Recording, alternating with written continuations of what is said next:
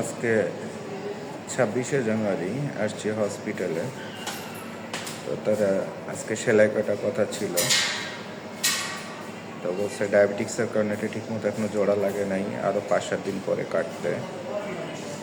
উল্টে এখন এক্স-রে করে দেখি হাতের এই জায়গাটা আঙ্গুল, তারপরে উপরের অংশগুলা, তারপর কোমর, হাঁটু, এগুলো সবগুলো বড় ধরনের ক্ষতিগ্রস্ত।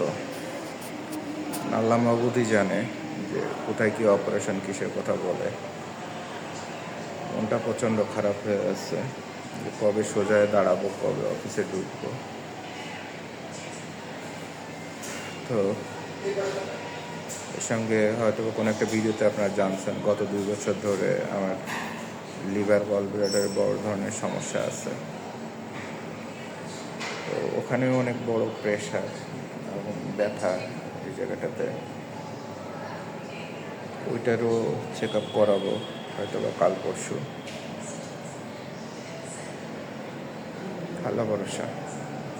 সবাই দোয়া করবেন যেন সুস্থ হয়ে আপনাদের মাঝে ফেরত এসে আবার আগের মতো কাজ করতে পারি।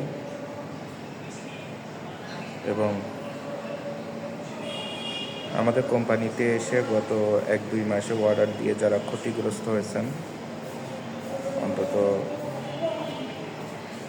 সেই সম্মানটা যেন আবার ফেরত পাওয়ার মতো একটা জায়গায় যেতে পারি, এটুকুন খালি মন থেকে দোয়া করবেন।